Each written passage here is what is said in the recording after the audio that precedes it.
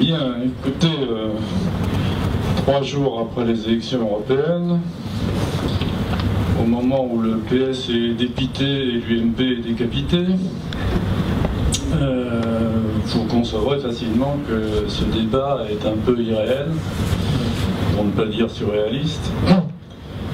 Mais c'est vrai que la vie ne s'arrête pas là et qu'il faut réfléchir sur l'avenir, sur le long terme, en sachant que dans ce domaine, il faut beaucoup de temps.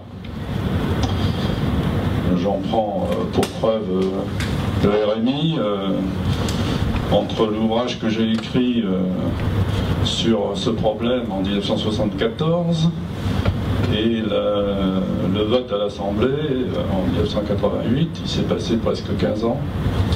Et donc, ce sont des sujets de société qui demandent du temps. Alors c'est vrai que l'idée de base vient des États-Unis, donc j'avais été étudier ça à la Brookings à Washington, quand j'étais au cabinet de Giscard. Et Kennedy avait essayé de faire passer les idées de Milton Friedman sous forme d'un impôt négatif. Il y avait une expérimentation qui avait été lancée dans l'État du New Jersey pendant 3 ans en grandeur réelle, où pendant 3 ans on avait 2 groupes de la population, l'une qui recevait l'équivalent d'impôt négatif, l'autre qui recevait rien. Et on étudiait le sujet central, c'est-à-dire qui est-ce qui devient fainéant puisqu'on lui donne de l'argent pour ne rien faire. C'est évidemment la clé politique du problème.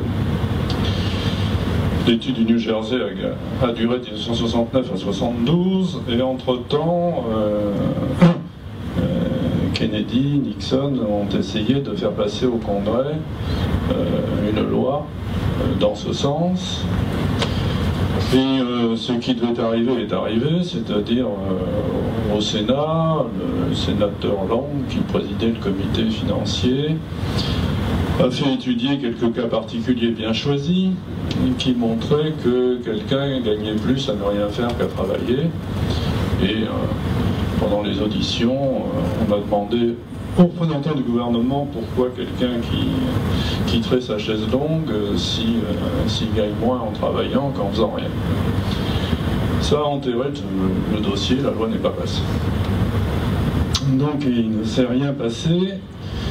Et en 1974, quand je suis revenu avec ces idées-là et que j'ai soumis ça à Valéry Giscard d'Estaing, qui entre-temps était devenu président de la République, il m'a fait la même réflexion, à savoir, j'ai pas une majorité qui votera ça, pour les mêmes raisons, l'incitation à la paresse, et donc c'est pas possible. Mais m'a-t-il dit, par contre, je retiens l'idée pour les personnes âgées, puisque les retraités, on ne les accusera pas de ne pas travailler. Donc ça a donné le minimum vieillesse qui a été créé à ce moment-là, et qui était déjà un progrès.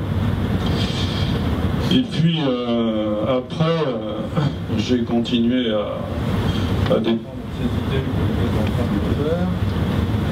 Et comme vous le disiez, curieusement, en lisant la lettre à tous les Français de François Mitterrand lors de l'élection présidentielle de 88, deuxième mandat, j'ai découvert à la page je ne sais pas combien que, entre guillemets, si j'étais élu, si je suis élu, je mettrais en œuvre le revenu minimum proposé par M. Stoléru. J'étais très agréablement surpris, il a été élu et Michel Rocard m'a demandé de venir créer le RMI, ce que nous avons fait en 3 semaines ou 4 semaines. Et exception française rarissime, le RMI a été voté à l'unanimité.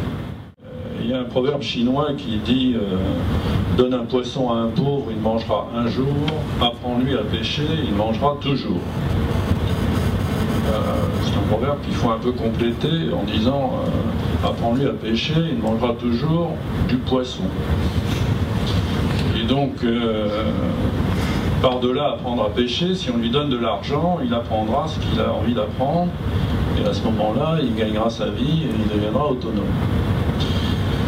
Donc il m'a toujours semblé que la vraie solidarité, c'est la solidarité en cash, en argent, et non pas en nature. Donc le RMI apportait de l'argent.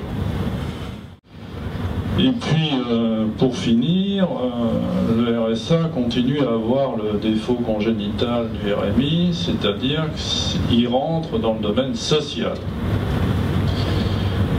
Moi, j'avais dit à Martin Hirsch, tant qu'à faire, mets ça dans le système fiscal. C'est-à-dire, le RSA, c'est un impôt négatif, donc pourquoi en faire une prestation sociale et ne pas le mettre dans le barème de l'impôt sur le revenu? Il me dit c'est pas possible, il n'y arrive pas, c'est déjà assez compliqué comme ça. Et effectivement, le RSA est resté dans le domaine des prestations sociales, ce qui est totalement idiot. La jonction entre le budget social et le budget fiscal reste un problème à résoudre dans le système français. Il est clair que le RSA aurait dû basculer dans le système fiscal. Mais déjà dans le système social, on n'a pas été fichu de supprimer la prime pour l'emploi pour l'intégrer au RSA, ce qui fait partie de votre nuage de prestations et rend un peu plus incompréhensible le système. Alors aujourd'hui on dit ah ben oui, il faudrait intégrer la prime pour l'emploi et bien d'autres d'ailleurs au RSA, mais enfin tout ça n'avance pas beaucoup. L'allocation universelle va beaucoup plus loin puisqu'elle dit cette fois-ci on ne vous demande rien du tout, vous recevez tous les mois 450 € par mois par exemple, que vous soyez millionnaire ou sans aucun revenu. Et après ça, c'est 450 €.